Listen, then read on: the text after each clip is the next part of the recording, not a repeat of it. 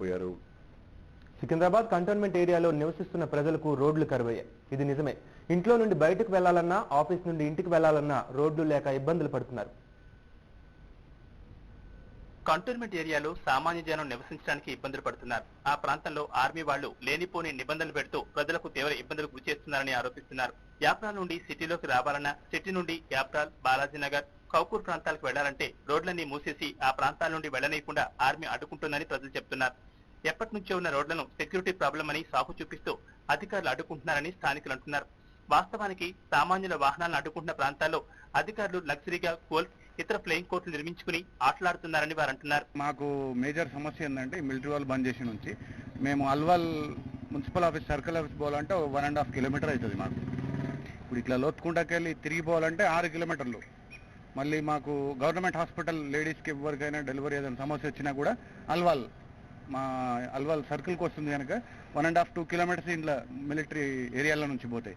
మళ్ళీ లోతుకుంట నుంచి ఈ ట్రాఫిక్లో తట్టుకొని పోవాలంటే 6-7 కిలోమీటర్లు ట్రాఫిక్ జామ్. మళ్ళీ అక్కడ లోతుకుంటలో మూడోది మళ్ళీ మాకు ఆర్టీ ఆఫీసు మేడ్చల్ ఒక 4-5 కిలోమీటర్లు అవుతుంది. అది ఇప్పుడు ఇట్లా తిరిగి పోవాలంటే 10-12 కిలోమీటర్లు.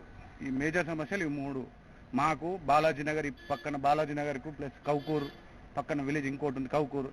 ఈ 3-4 విలేజ్లు 1,00,000 మంది మీద ఉంటారు జనాభా. వీళ్ళందరికీ ఎఫెక్ట్ ఈ రోడ్స్తోని, వీళ్ళు క్లోజర్తోని. ఇక్కడ ఏమి మేజర్ సీక్రెట్స్ కూడా ఏం లేవు అసలు.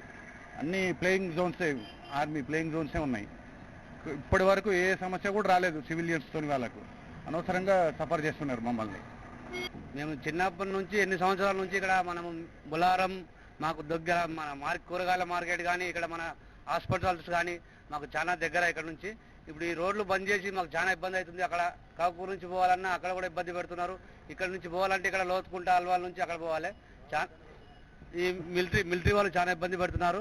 ఒకవేళ మిలిటరీ వాళ్ళు కూడా వెళ్ళినా కూడా వాళ్ళకు కూడా హెల్మెట్ ఒక్కరికి కాకుండా ఇద్దరికి అడుగుతున్నారు. హెల్మెట్ ఒకరికి కాదు, ఇద్దరికి హెల్మెట్ అడుగుతున్నారు. ఎందుకంటే ఒక్కరికంటే పెట్టుకుంటారు హెల్మెట్, కానీ ఇద్దరంటే పెట్టుకోలేరు కదా. లైసెన్స్లు ఇవన్నీ చాలా ఇబ్బంది చేస్తున్నారు. మాకు చాలా ఇబ్బంది అవుతుంది లోకల్లా.